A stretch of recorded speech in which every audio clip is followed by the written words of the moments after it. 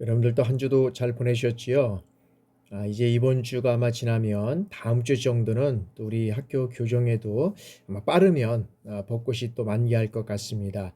이제 봄을 맞이해서 또 춘곤증도 또 느낄 수 있겠지만 봄을 맞이하니까 또 산에 또 들에 여러 가지 어떤 꽃들이 또 이렇게 만발하는 이런 모습들을 우리가 볼 수 있습니다.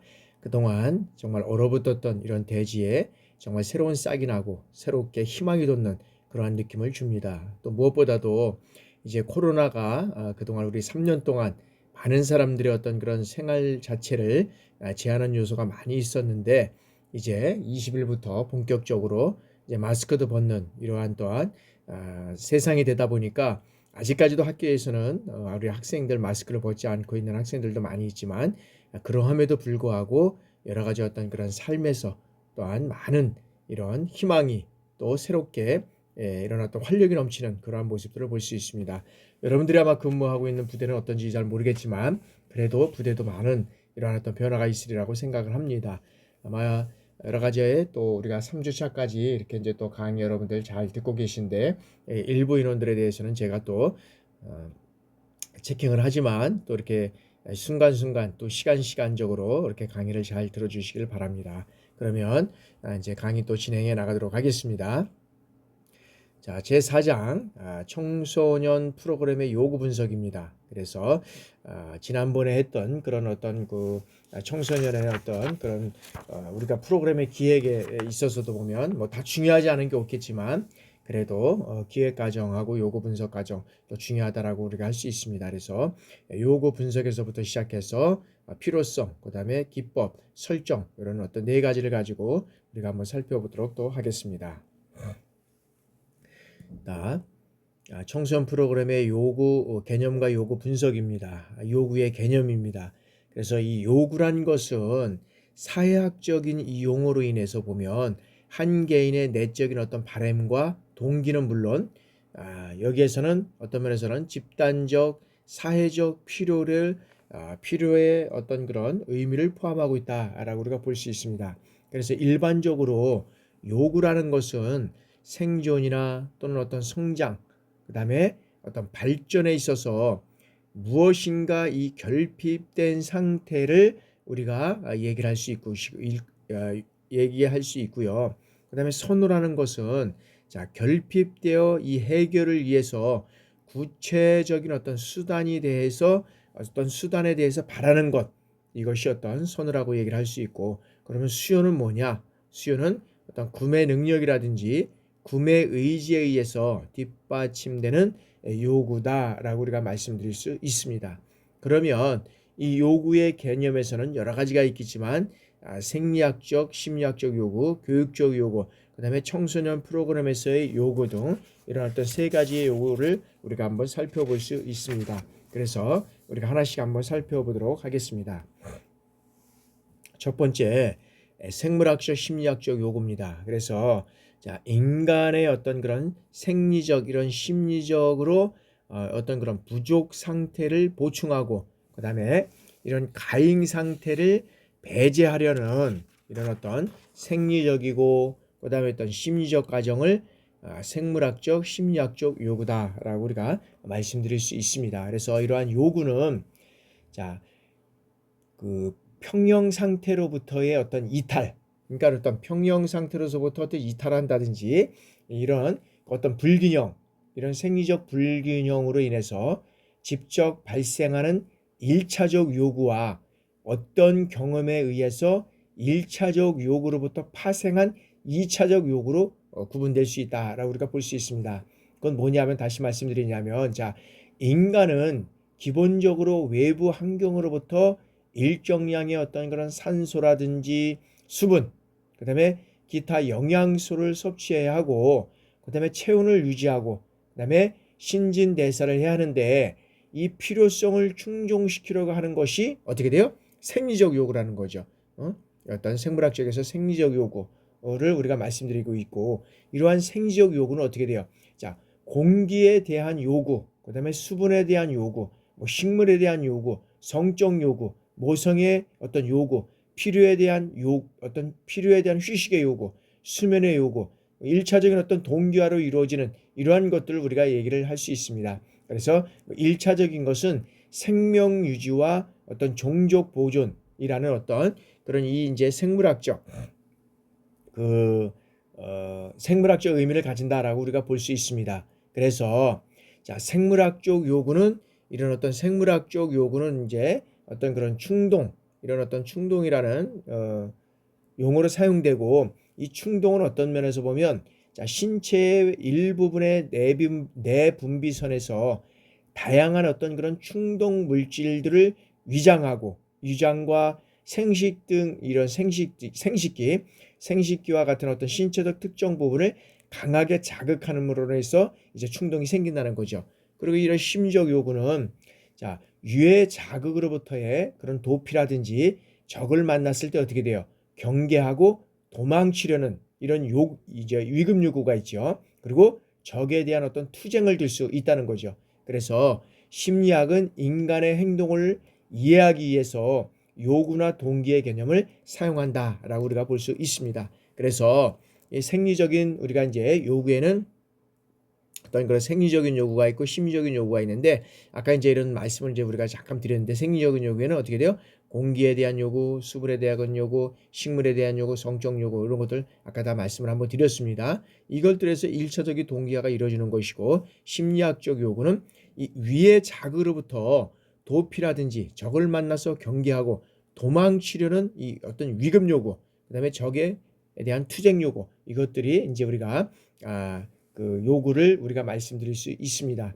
그래서 이 1차적 요구는 뭐냐면, 어떤 면에서 보면 이 욕구를 충족시키려는 과정에서 경험적으로 습득되는 각종 요구를 경험적 또는 습득적, 이런 어떤 그런 이런 2차적 요구를 우리가 한다라는 것을 우리가 말씀드릴 수 있습니다. 그래서 이 습득적인 2차적 요구라는 뭐게 있느냐면, 습득해서 이루어지는 거기다 보다 보니까 여기에서 보면 어떻게 보면 지위라든지, 그 다음에 명예, 그 다음에 권력, 그 다음에 독립, 그러니까 습득해서 이루어져 가는 거죠. 이런 것들을 이루어갈 수 있고요. 그 다음에 2차적 요구는 문화, 그 다음에 역사, 그 다음에 사회에 따라서 이제 달라진다는 거죠.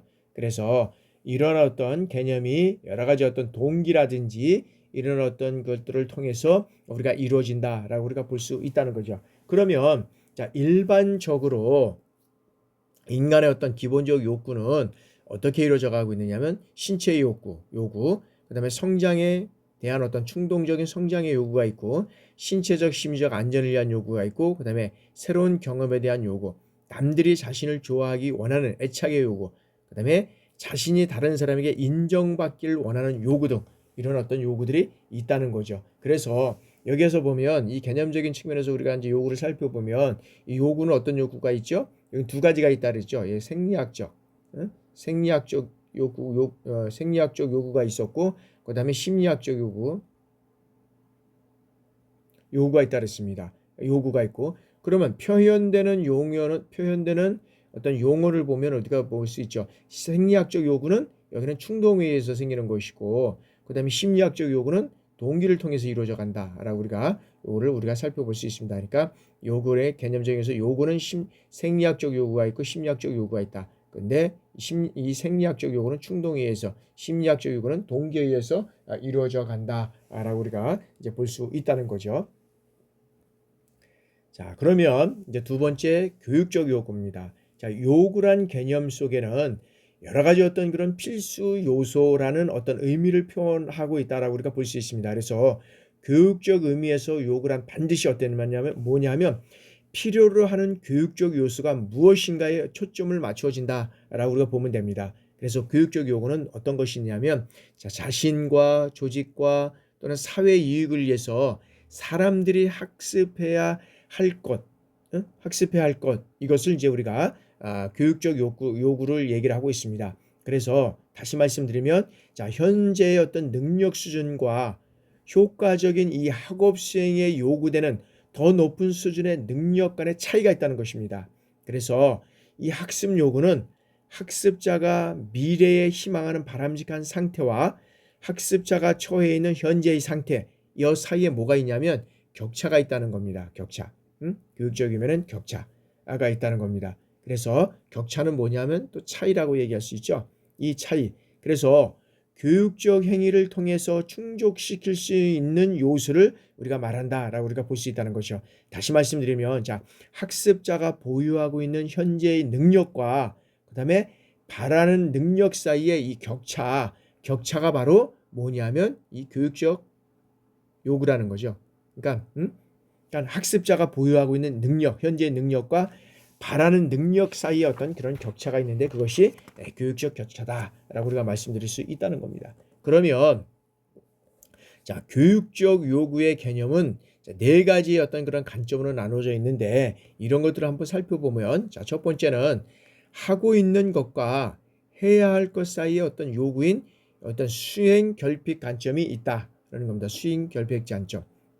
자, 두 번째는 많은 사람들이 원하고 선호하는 것이 요구인 민주적 관점. 많은 사람들, 그래서 민주주의는 어떤 다수결의 원칙을 통해서 이루어가자는 것이라고 얘기를 하는데, 그러니까 많은 사람들이 원하고 선호하는 이러한 또 요구가 민주적 관점이고, 이 관점을 따라서 보는 겁니다. 자, 세 번째는 원래 기준이 되어야 하는 원칙이라든지 어떤 개념, 절차, 원리 이런 문제가 존재해서 발생하는 요구인 진단적 관점이 있다. 진단적 관점. 그 다음에 네 번째는 자, 전문가의 의견이라든지 직관, 통찰력 이런 것들을 사용해서 수행 성과를 향상시키는 방법을 찾는 것이 어떤 관점이냐면 이 분석적 관점이라는 분석적 관점. 그래서 교육적 요구의 어떤 그런 개념을 네 가지의 관점으로 나눠서 봤을 때는 수행 결핍 관점, 민주적 관점, 그 다음에 진단적 관점, 분석적 관점 이런 네 가지를 우리가 요구를 할 수 있다. 그 관점을 살펴볼 수 있다라는 것입니다. 그래서 교육적 요구는 시간의 개념과 결합해서 보는 관점도 있는데 뭐냐 하면은 자, 현재 수준을 측정하고 현재 상황에서 도달해야 하는 바람직한 그리고 정상적인 수준을 설정해서 그 차이를 분석함으로써 얻어지는 요구, 이거는 어떤 면에서는 사후형 현재적 요구와 그 다음에 바람직한 현재 수준과 그 다음에 바람직한 미래 수준의 차이를 분석함으로써 얻어지는 여기에서는 어떤 면은 사전적 미래적 요구를 보는 관점이 있다라고 우리가 볼 수 있습니다. 그래서 이런 관점으로 나눠진다라고 우리가 이해를 해주시면 되고요. 자, 다음에는 청소년 프로그램에서의 요구입니다. 청소년 프로그램에서의 요구는 어떤 것들이 있는지 한번 우리가 살펴보도록 하겠습니다. 청소년 프로그램에서의 요구는 자, 프로그램 개발 영역에서 이런 어떤 요구의 개념은 어떤 그런 개인이라든지 집단, 조직, 사회 이런 것들에 의해서 발현된 다양한 어떤 요구와 필요를 교육적 행위를 통해서 이제 충족이 가능한 것이다라는 것을 말씀드릴 수 있습니다. 그래서 청소년 프로그램의 개발의 관점에서의 요구는 여기에는 자, 개인이나 집단이 인간의 생존과 성장 발전을 위해서 필요하여서 구하는 것을 어떤 부분은 선호보다 객관적인 관점이다 라고 우리가 볼 수 있다는 거죠.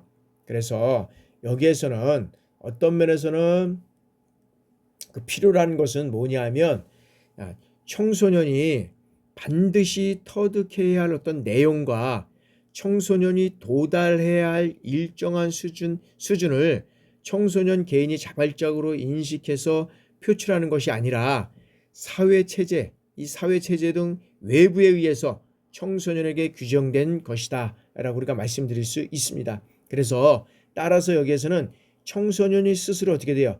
발현된 것을 요구를 하고 외부 전문가에 의해 발현된 것을 필요라고 한다. 그러니까 요구와 필요가 있는데 여기에서는 그러니까 요구는 뭐냐면 이 청소년 스스로 내가 어떤 면에서 보면 의견을 표시해서 나타나는 것을 이런 요구라고 하고 그 다음에 외부 전문가에 의해서 나타나는 것을 필요라고 한다라고 우리가 말씀드릴 수 있습니다.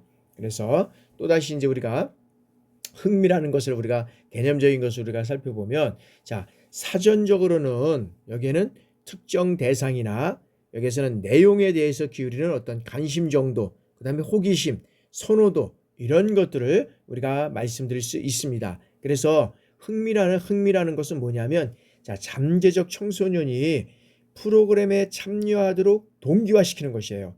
그러니까 동인이 될 수 있지만 그들이 성장하고 발달하는 데 필요한 이런 어떤 그런 관련된 이런 지식이라든지 그다음에 기술, 그다음에 태도, 이거와 직접적으로 연계되어 있지 않다는 것입니다. 그래서 흥미 수준을 교육 요구의 어떤 범위에 포함시킬 것인가에 대한 논란은 여러 가지가 있겠지만, 여기에서 보면 이런 것들이 이 어떤 그런 관심과 호기심, 이 선호도가 기술이라든지 지식이라든지 어떤 그런 그 태도, 이거와는 직접적인 어떤 연계되어 있지 않다라고 우리가 볼 수 있다는 것이고요. 자, 다음에는 수요라는 것입니다. 수요. 이 수요의 개념은 뭐냐면, 자, 사전적으로 완성된 이 성품에 대해서 구체적인 어떤 구매 행위를 여기는 의미한다라고 우리가 볼 수 있다는 거죠. 그래서 청소년 프로그램을 하나의 서비스 상품으로 간주할 때 수요라는 용어는 뭐냐면, 자, 개발된 프로그램에 등록하거나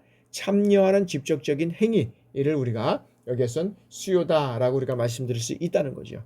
그러면 우리가 여기에 대한 어떤 개념을 간단하게 살펴봤고, 다음에는 이제 어떤 요구의 분석적인 것을 우리가 한번 살펴보도록 하겠습니다.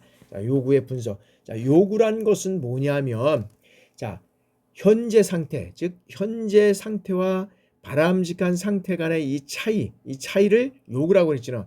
요구를 차이를 의미하고, 이러한 차이를 인식하고 그 차이의 원인을 분석해서 격차를 해소시킬 수 있는 방안을 찾는 것인 거죠.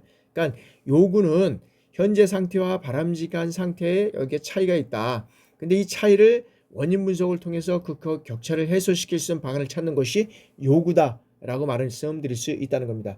다시 말해서 요구 분석이라는 것은 현재의 이 산출과 현재의 산출, 그다음에 기대되는 산출 간에 뭐가 있어요? 이 격차를 측정해서 우선순위에 따라서 배열하고 그 격차를 해소할 수 있는 이 방안을 모색하는 공식적 과정이다라는 것이 요구 분석이다라는 거죠. 요구는 이 격차를 해소하는 것이라 그러면, 이 요구 분석이라는 것은 그러한 격차를 어떻게 배열하고 해소할 수 있는 이 방안을 모색하는 것이 공식적 요구고, 그래서 이러한 요구 분석은, 자, 이 요구와 관련된 여러 가지 어떤 조직의 문제를 해소하기 위한 방법을 찾는 데 목적이 있다는 거죠. 그리고 이 요구 분석을 실시함으로써 어떻게 돼요? 프로그램을 개발하기 위한 어떤 기본 방향이라든지 교육 내용, 지도 방법, 그다음에 다양한 관련 어떤 문제점, 이러한 것들의 어떤 정보를 획득할 수 있다라고 우리가 볼 수 있다는 겁니다. 그래서 이 프로그램을 계획하기에 앞서서 프로그램의 어떤 타당성을 검증하는 절차로서 특정 직무를 수행하는 개인에게 요구되는 지식, 어떤 스킬, 태도, 이런 것들을 갖추고 있는 지식, 스킬 및 태도 간의 격차를 규명하는 이러한 과정을 우리가 요구 분석이다라고 우리가 말씀드릴 수 있습니다. 그러면 이러한 요구 분석 단계를 어떤 면에서는 이제 세부적으로 우리가 한번 살펴보도록 하겠습니다. 그럼 어떤 그러한 이런 어떤 요구 분석이 있는지 한번 살펴보도록 하겠습니다. 자, 첫 번째는 조직 요구 분석입니다. 조직 요구 분석이라는 것은 뭐냐면, 자, 소관 부처나 하부 조직이 달성하는 이 성과나 전략과 관련된 이슈가 있습니다. 이 이슈가 무엇인지를 찾아내야 된다는 겁니다.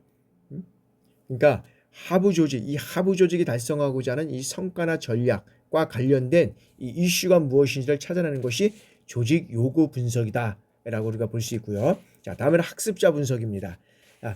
프로그램이 아무리 좋다 하더라도 대상자에게 적절치 않으면 어떻게 돼요? 그 프로그램은 무용지물이다라고 말씀드릴 수 있습니다.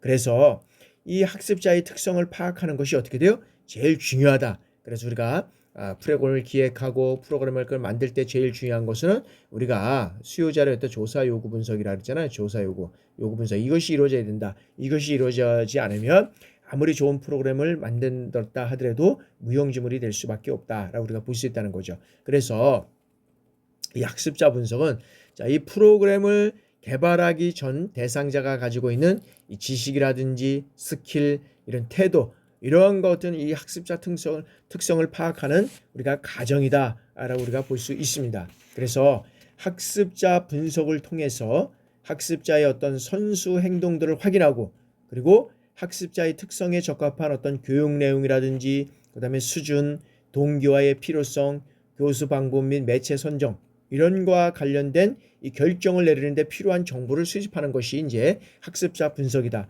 그러면 이런 학습자 분석을 파악해야 하는 것들은 무엇이냐면 여기에서는 여기는 학습자의 어떤 그런 특성이 있고요. 그다음에 사전 학습 정도, 그다음에 경험, 그다음에 어떤 그런 현재 수준, 그 능력 수준, 학력 수준, 그다음에 어떤 특별히 요구되는 능력의 정도, 환경 특성, 그다음 학습자의 재학 조건, 학습자의 규모, 유형 뭐 이런 것들을 파악하는 것이 상당히 중요하다라고 우리가 볼 수 있고요. 자, 다음에는 이제 목적 분석입니다. 목적 분석. 그래서 이 목적 분석은 해당 프로그램이 존재하는 이유로 성공적인 이 프로그램의 개발과 운영을 위해서는 이를 시행해 나가는 뭐가 필요하냐? 지침이 필요하다라고 우리가 볼 수 있다는 거죠. 그 지침. 그래서 목적 분석 기술에서는 우선 달성해야 할 수 있는 목적이 있어야 되는 거죠. 목적. 이 목적은 뭐냐면 조직 요구입니다. 조직 요구. 목적이 있어야 되고 그다음에 여기에는 해당 프로그램의 활동의 대상자. 대상자는 누굽니까? 대상자는 여기는 학습 대상자잖아요. 학습 대상자. 학습 대상자. 그다음에 해결해야 할 가업에 관련된 내용. 가업. 가업은 어떤 겁니까? 여기는 학습 내용이죠. 학습 내용. 그다음에 자, 프로그램 활동을 통해서 기대되는 결과. 기대되는 결과는 뭡니까? 학습 결과. 이러한 것들이 여기에는 해당된다라고 볼 수 있다는 거죠. 그래서 이를 통해서 프로그램의 개발에 지침을 활용하고 그다음에 프로그램의 필요성에 대한 이 합의의 도출 이런 것들을 이루어 가져서 어떻게 돼요? 관련 부서와의 협조 관계를 이끌어내는 것이 여기에서는 상당히 중요하다라고 우리가 이제 볼 수 있다는 거죠. 자, 다음에는 이제 내용 분석입니다. 내용 분석. 프로그램의 필요성 분석을 통해서 이 프로그램의 목적을 정하게 되면 이를 구현하기 위해서는 어떤 내용을 가르쳐야 하는지를 조직 행정의 어떤 효율과 문제 해결의 증대를 위해서 분석 단계부터 이제는 이 도출 단계까지 이 절차와 진행 방법, 그다음에 전문 기법 이런 것들을 이제 정해야 된다는 거죠. 그랬을 때 한번 우리가 이런 내용들을 한번 살펴보도록 하겠습니다. 그래서 이런 관련 내용에 어떤 것들이 있는지 한번 살펴보도록 하겠습니다. 요구 분석의 관련 원인은 자, 인적 요인과 그다음에 프로그램 조직이 있습니다. 그래서 첫 번째 인적 요인은 청소년은 자, 요구 분석 내용은 여기는 개인적 특성부터 태도, 가치, 흥미, 그다음에 목표 우선순위, 행동과 지식, 사회적 특성 이런 게 따르면 관련 변이는 자, 개인적 특성은 뭐 연령과 종교, 성별이 있고 그다음에 자아 개념, 협동 의식, 뭐 직업 계획, 뭐 참여도, 인지 능력, 거주지, 생활 수준 이런 것들의 어떤 관련 변이가 여기는 필요하다라는 보시죠. 자, 지도자는 여기는 개인적 특성이 있어야 되고 그다음에 청소년 기관의 태도라든지 목표의 우선순위, 능력과 행동 이런 것들이 있게 된다 그러면 거기에는 누가 여기에서는 관련 변이가 이루어져 가냐면 연령과 가족, 그다음에 자율성에 대한 태도, 프로그램의 생애 계획, 그다음에 전문 지식과 의사결정 수준 이런 것들이 이제 관련 변이로 이루어져 가야 된다는 거죠. 자, 행정관은 여기는 개인적 특성이라든지 뭐 청소년 기관의 태도, 이런 능력 이런 것들이 어떤 분석적인 내용이 된다 그러면 행정관은 학위가 있어야 되고 종교가 뭐인지, 경험은 어떤 경험을 했는지, 그다음에 프로그램의 태도는 어떤 프로그램을 가지고 있는지, 그다음에 문제 해결 능력이라든지 예산 관리 능력 이런 것들을 통해서 이루어져 가야 된다라는 거죠. 다음에는 이제 주민과 지역 주민입니다. 자, 여기에는 요구 분석 내용에는 자, 개인의 특성부터 현재 조건, 청소년, 기관의 태도, 목표 우선순위, 사회적 특성 이런 것들을 통해서 여기에 대한 관련 변이는 뭐냐면 자, 주거지 생활 수준, 그다음에 연령 분포 및 문화 어떤 그런 기획, 그다음에 지도자 태도, 성취 열망도, 사회활동, 가족관계 뭐 이런 것들이 이제 여기서는 요구 분석에 관련돼서 인적 자원과 관련된 이러한 사항들이 이제 이루어져 가고 있고요. 자, 다음에는 이 프로그램입니다. 자, 프로그램에서는 첫 번째 프로그램은 내용과 계열성, 전략, 방법, 자원이 있다. 그래서 여기는 교육과정은 어떤 교육과정을 통해서 이뤄가고 활동 지도 전략은 어떤 전략을 가져가고 그다음에 어떤 시설이나 박물관 등 이런 것들은 어떻게 관련 그런 어떤 변이로서 이거는 이뤄갈 수 있느냐 이런 것들을 이제 보는 거죠. 그다음에 단위 프로그램은 자 내용과 계열성, 전략, 방법, 자원이 있는데 여기에는 이제 단위 프로그램이라는 거는 어떤 시민성, 비판력 이런 것들이 이제 갖추고 있어야 된다는 거죠.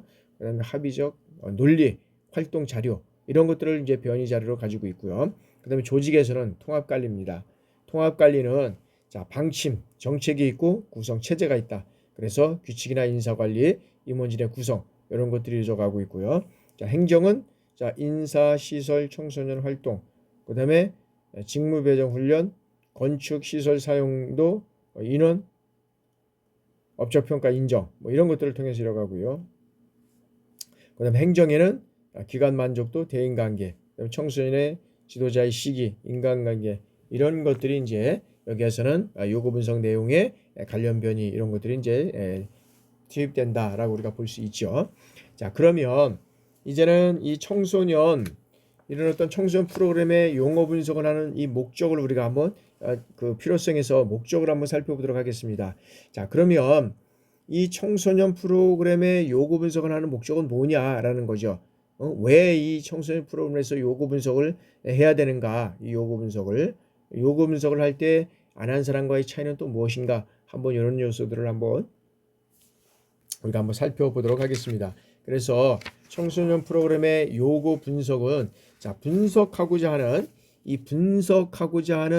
청소년 개인이라든지 그다음에 집단, 사회 특성에 따라서 이 프로그램의 계획을 세우는 데 필요한 정보를 획득하는 것이다 라는 거죠. 그래서 여기에서는 이런 어떤 다양한 어떤 그런 청소년 프로그램을 분석하는데 획득하기 위해서 이런 것들을 하는데 자, 청소년 프로그램에 있어서의 이런 요구 분석은 청소년 관련 기관에서 제공하는 어떻게 돼요? 교육이라든지 활동 프로그램이 비효율적이거나 그다음에 청소년들의 참여가 저조한 경우 그다음에 이런 것들을 원인을 확인하고 점검함으로써 어떻게 됩니까? 그에 대한 평가와 함께 처방이나 새로운 어떤 그런 개선 방향 이런 것들을 찾아내기 위한 것이 우리가 어떤 면에서는 이제 프로그램을 연구하는 그런 어떤 첫 번째 목적이다라는 것이죠. 그래서 자, 기본적으로 이 청소년 프로그램에 있어서의 요구 분석은 청소년으로부터 시작해서 청소년으로 종결되는 이러한 과정이라 할 수 있다라고 우리가 볼 수 있다는 거죠. 그래서 우리가 이제 다음 주에 그 자료에서 이제 우리가 볼 텐데 여기에서 이제 보면은 우리가 이제 한번 요거 이제 내용적인 걸 먼저 한번 우리가 보고 진행해 나가도록 하겠습니다. 자, 첫 번째 이제 정보 획득입니다. 청소년에 대한 이 현재 실태 또는 문제와 요구를 규범적 가치에 의해서 판단하거나 요구적 가치에 의해서 판단할 수 있는 정보가 획득돼야 한다는 거죠. 그래서 청소년 스스로의 어떤 참여와 가능성에 대한 어떤 정보 획득도 매우 중요하다라는 것이죠. 그런 측면에서 이 요구는 자, 조작적 정의가 가능하도록 측정 가능해야 한다는 겁니다. 그래서 여기에서는 요구는 이 바라보는 시각이나 그다음에 어떤 해석에 따라 달라질 수 있다는 거죠. 그래서 요구를 분석하는 그 요구를 바라보는 관점 또는 정보 획득에 있어서 중요하다라고 우리가 볼 수 있다는 거죠. 자, 다음에는 이제 객관성의 확보다. 객관성. 자, 정보의 획득 과정이 생태학적, 그다음에 개별화적 오류에 의해서 왜곡되지 않도록 체계적인 어떤 조사 방법을 적용해서 객관성이 확보됐으면 좋겠다라는 겁니다. 그래서 이를 위해서 어떻게 됩니까? 청소년의 어떤 수라든지 어떤 청소년의 수, 그다음에 수집 과정 등에서 이런 것들을 만나야 된다는 거죠. 이런 것들을 만나서 어떤 면에서는 이제는 객관성을 인정받아야 한다는 겁니다. 그래서 여기에서는 이 청소년의 문제나 요구나 문제의 어떤 사정이 정확하고 보편적이라는 것을 이념에 증명할 수 있기 때문에 여기에서는 이제 설득력이 있다라고 우리가 볼 수 있다는 거죠. 자, 다음에는 이제 실증적 방법입니다. 그래서 이 실증적 방법은 자, 객관성의 확보와 함께 이론의 형성에 매우 중요한 어떤 기자재로 우리가 사용할 수 있다, 작용할 수 있다라고 우리가 볼 수 있다는 거죠. 그래서 청소년의 요구를 실제로 분석함으로써 증명하게 되기 때문에 어떻게 돼요? 요구 사정과 그에 따른 어떤 결론이라든지 그다음에 어떤 그런 정책 대안이 실제로 유효한다는 것을 증명할 수 있게 된다는 것이죠. 그래서 여기에서는 그 계량화라든지 자료화해서 제공할 수 있게 되고 가설에 대한 확인도 가능할 수 있다라고 우리가 볼 수 있다는 거죠. 자, 다음에 네 번째는 이 청소년의 어떤 비전 및 프로그램 개발입니다. 자, 이 조사는 청소년의 요구 수준과 어떤 참여 수준, 그다음에 어떤 변화 과정에 따라 다양하고 효과적인 어떤 이 접근 방법을 마련할 수 있는 이 정보를 제공할 수 있다고 우리가 볼 수 있는데 실적으로 보면 어떻게 됩니까?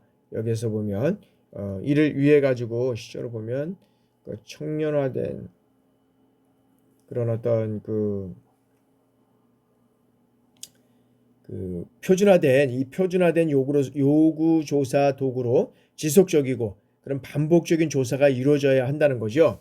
그래서 이 경량 분석적 접근이 이제 필요하게 된다고 하는데 경량 분석적 요구는 뭐냐면 자, 요구 변화를 미리 예측하고 판단함으로써 어떻게 돼요? 여긴 지역사회의 어떤 역할과 프로그램 개발에 이런 어떤 선도적 역할을 할 수 있는 이런 어떤 그런 기틀을 제공해 줄 수 있다라고 우리가 볼 수 있다는 거죠. 자, 다음에는 책임성에 대한 평가와 발전의 기초입니다. 자, 효과적인 변화를 위한 이 프로그램 계획에 따라서 실제 이 프로그램이 진행된 후에 요구조사와 이런 평가 결과의 어떤 그런 실질적인 이 상관관계성을 찾아내는 이제 작업이 우리 책임성에 대한 평가와 발전의 기초다라고 우리가 볼 수 있습니다. 그래서 요구조사의 어떤 그런 결과들은 사업평가의 어떤 중요한 이런 측정 지수가 될 수 있고 청소년 기관의 존립에 대한 근거를 마련해 줄 수 있는 이러한 어떤 중요한 작업이다라고 우리가 볼 수 있습니다. 그래서 이 요구조사 결과 나타난 여러 가지 어떤 문제, 그다음에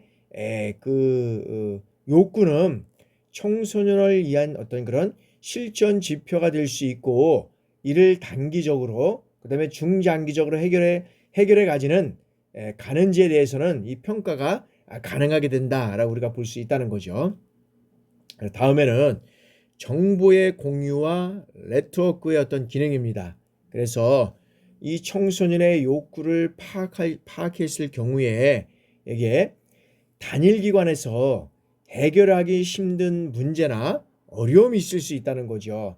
이런 경우는 어떻게 합니까? 이런 경우에는 자, 지역사회 청소년 관련 기관 간의 어떤 그런 기능적 연대 이런 것들이 매우 중요하다라고 볼 수 있죠. 그래서 이제 이를 위한 첫 작업이 뭐냐면 자신의 정보를 공개함으로써 청소년에 대한 이 공유를 이끌어내야 하고 서로 협력하는 공동체가 되어야 한다는 거죠. 그래서 어떤 면에서는 이 정부와 정부의 공유하고 네트워크를 서로 간의 어떤 그런 연계를 통해서 협력하는 이런 것들이 상당히 이제 앞으로는 더 중요해 간다라고 볼 수가 있다는 거죠.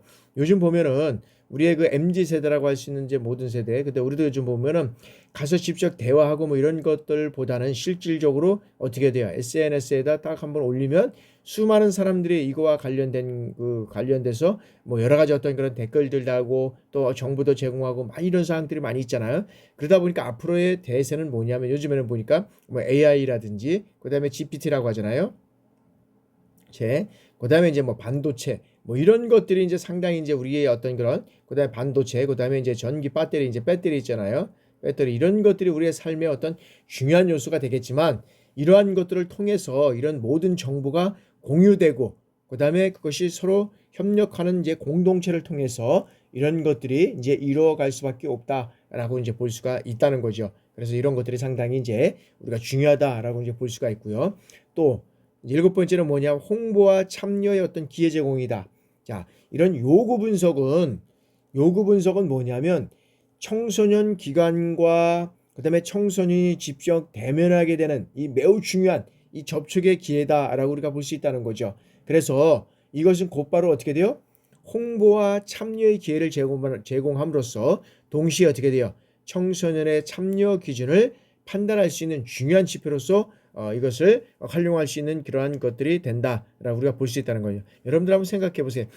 아무리 좋은 제품, 뭐 VIP라고 할 수 있는 이런 어떤 그런 제품을 만든다 하더라도 이런 홍보라든지 그다음에 그런 것들이 잘 되지 않는다 그러면 어떤 면에서는 이 것들은 판로가 참 어려워질 수 있다는 거죠. 마찬가지 이런 프로그램들도 우리가 잘 만든 프로그램들이 상당히 좋은 어떤 결과를 낼 수 있겠지만 이 프로그램의 어떤 참여 기준을 어떤 판단할 수 있는 주요 지표가 뭐냐면은 이런 것들이 홍보와 참여를 어떤 그런 기회를 제공함으로써 그 참여를 높이는 거죠. 그래서 이것이 중요한 어떤 지표로서 우리가 기능을 한다라고 우리가 볼 수 있다는 거죠. 그래서 여기에서는 별도의 홍보물을 마련하는 것이 실적으로 효과적이다라고 우리가 볼 수 있고요. 그 다음에 조사 과정을 통해서 홍보 효과에 대한 어떤 평가도 의미가 있다라고 우리가 볼 수 있다는 거죠.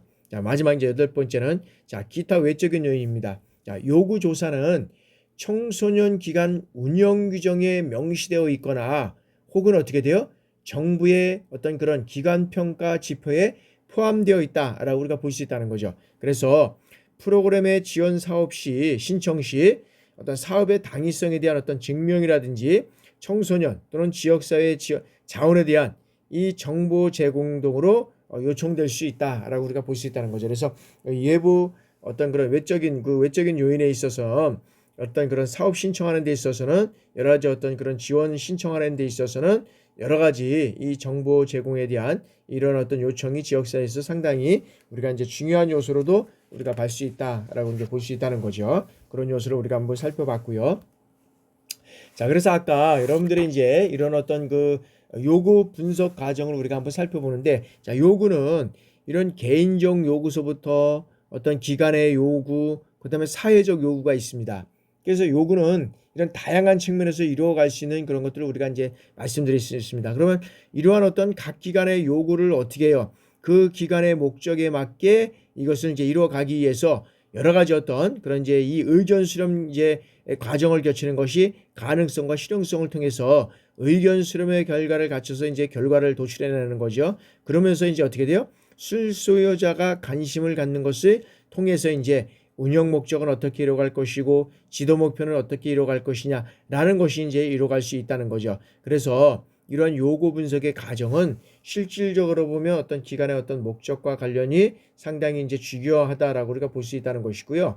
그 다음에 이제 여기에서는 이제 보면 어떤 그 기관이 공공성이 있느냐, 그 다음에 어떤 면에서 보면 어떤 그런 개인적인 것, 그 개인적인 거라기보다는 어떤 그런 그 기업적인 어떤 이미지 이런 것들이 이제 있을 수 있겠죠. 그런 게 봤을 때는 공공성 있는 것은 하여튼간에 공공적인 어떤 그런 목적을 이래서 그것들에 대해서 우리가 의견 수렴을 통해서 우리가 어떻게 운영을 하고 목적을 이루어갈 것이냐, 목표를 이루어갈 것이냐를 둘 것이고, 그 다음에 개인이나 어떤 민간에서 운영하는 어떤 이런 어떤 개인적인 프로그램이라 그러면 또 이것이 달라질 수 있겠죠. 그런 측면에서 우리가 의견 수렴을 과정을 통해서 이제 목적과 또다시 지도 목표가 달라질 수 있다라고 우리가 볼 수 있다는 거죠. 그래서 여러 가지 어떤 그런 과정들을 통해서 이 기본적인 어떤 욕구 분석은 청소년으로부터 아까도 말씀드렸지만 시작해서 어떻게 돼요?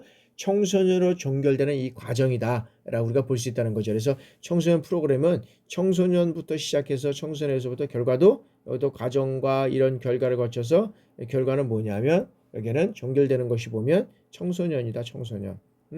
청소년 프로그램은. 그래서 청소년을 시작했다 그러면 다시 청소년으로 여기 오는 거고 그런 과정을 통해서 이루어간다라고 우리가 이제 볼 수 있다는 거죠. 그러면 이런 어떤 그런 청소년의 여러 가지 어떤 욕구 수준을 우리가 이제 다 봤고요. 그러면 이런 청소년 프로그램의 어떤 그 요구 분석의 기법이 있습니다. 이런 것들을 어떻게 운영하고 이루어갈 것이냐 어떤 기법이 있는데 이런 것들을 하나하나 우리가 한번 살펴보도록 하겠습니다. 자, 청소년의 프로그램의 요구 분석의 기법은 자, 요구 분석을 위한 방법은 매우 다양하다는 거죠. 그리고 그에 적합한 분석 기법을 찾아내는 일도 중요하다라는 거죠. 그렇게 되면 어떤 기법을 적용할 것인가는 이 잠재적 이 학습 이 그 청소년 집단의 어떤 그런 어떤 특성이라든지 뭐 참여 정도 그다음에 시간, 그다음에 비용과 같은 어떤 자원의 제한, 그다음에 요구되는 데이터 유형과 수준, 그다음에 프로그램 개발자의 어떤 그런 기법의 적응 능력, 이런 것들을 고려해서 우리가 이제 어떤 기법을 적용할 것이냐는 이제는 찾아내야 된다는 거죠. 그것을 선택해야 된다는 거죠. 그래서 상당히 중요한 측면이다라고 우리가 볼 수 있다는 거죠. 자, 첫 번째는 이러한 그래서 청소년 프로그램의 요구 기법의 이제 서베이입니다. 서베이. 여기는 서베이는 질문지법과 면접법이 있는데, 이 서베이라는 것을 먼저 우리가 한번 살펴보면, 자, 잠재적 학습자 집단이 비교적 많고 널리 분포되어 있는 경우에 이 정보를 수집하기 위해서 사용되는 기법이다. 그러니까 뭐냐면 이 서베이 기법은 이 학습자 집단이 많아요. 그다음에 널리 분포되어 있어. 그러다 보니까 이 정보를 수집하기 위한 어떤 사용하는 기법으로서 서베이 기법을 사용한다라고 우리가 볼 수 있다는 거죠.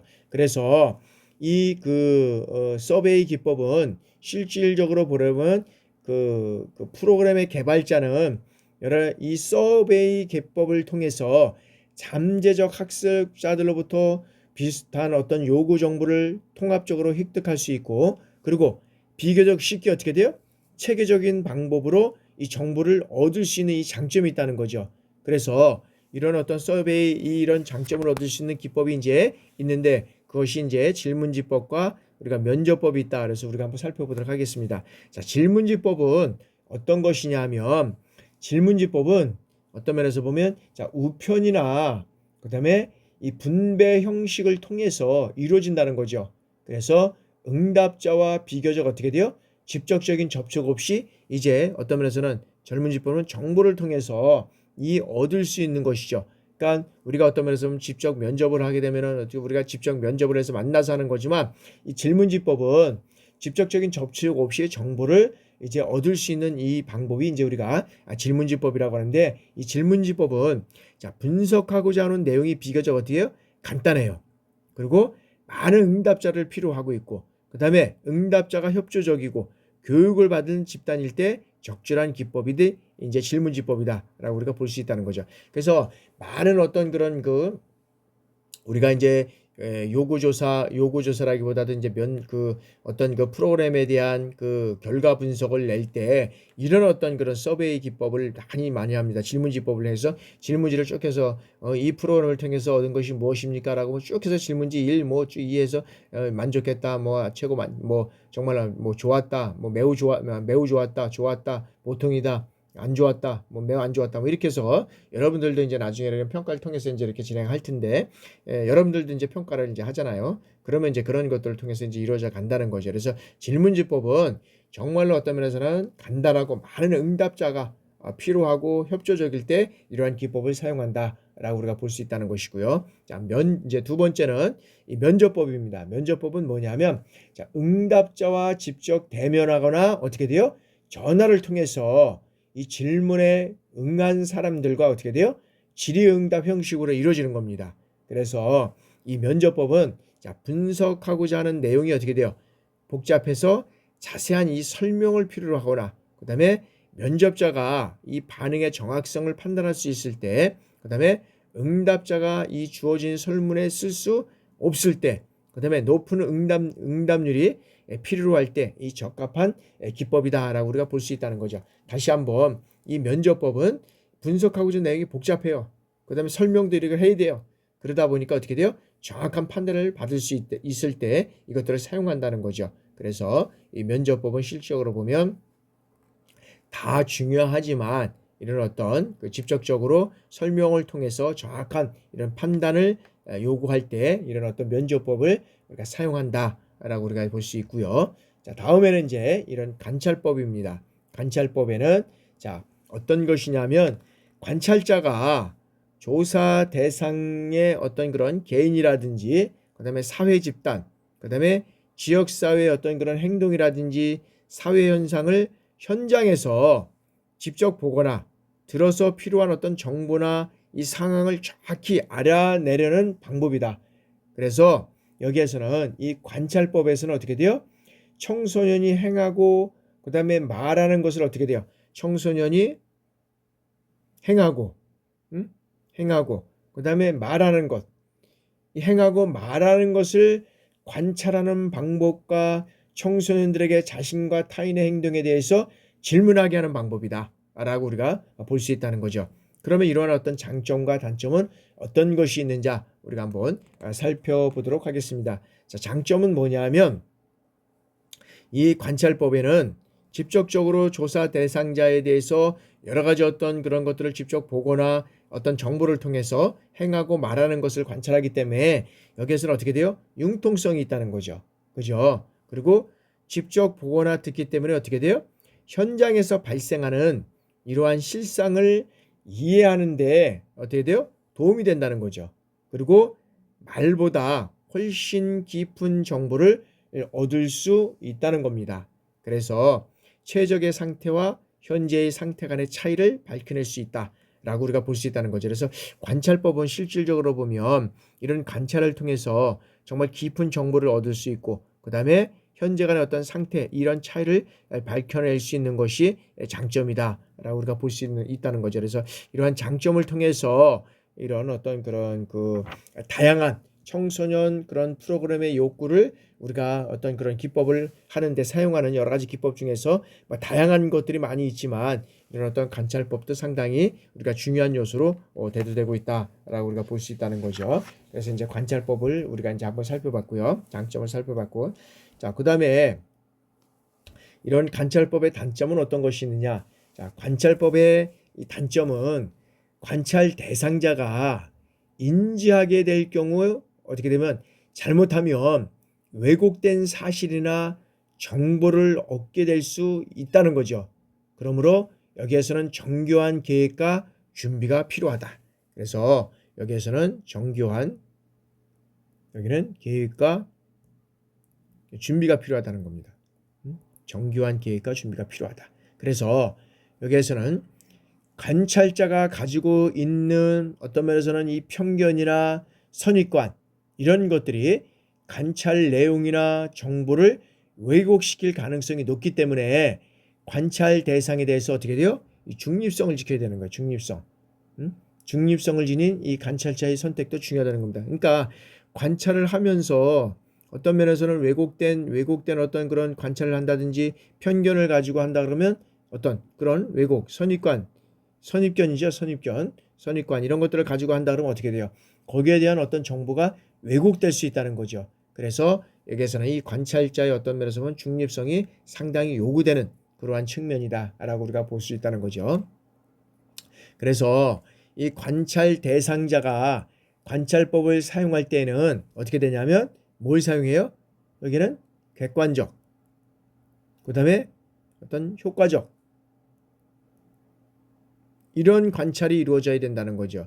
그래서 상당히 우리가 말로는 이렇게 얘기를 하고 있지만 실질적으로는 사람들에 따라서 다 어떻게 돼요? 어떤 면에서는 이런 어떤 그런 선입관이 있다는 거죠. 편견이 있다는 거죠. 그러다 보니까 실적으로 이 프로그램을 객관적이고 효과성으로 관찰하지 못하는 경우가 있다는 겁니다.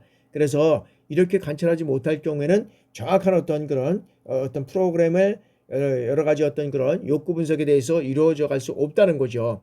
그렇기 때문에 여기에서는 이 관찰 대상자가 실적으로 보면 객관적이고 효과적인 관찰을 어떤 면에서 보면 관찰 목적이나 어떤 영역적인 이런 측면에서 봤을 때는 어떤 면에서 보면 내용이나 양적, 질적 이러한 측면에서 정리된 관찰 가이드를 작성해야 할 필요가 있다라고 우리가 볼 수 있다는 거죠. 다시 자 관찰법을 사용할 때 이 객관적이고 효율적인 것 그래서 이런 것들이 어떤 면에서 상당히 중요하다는 거죠. 그래서 이 관찰 목적이나 어떤 관찰 목적 그 다음이나 영역 그 다음에 내용 그 다음에 어떤 양적 그 다음에 질적 이런 측면 이런 것들이 관찰 목적에서 영역, 내용, 양적, 질적 측면 이런 것들이 정리된 어떤 면에서는 관찰 가이드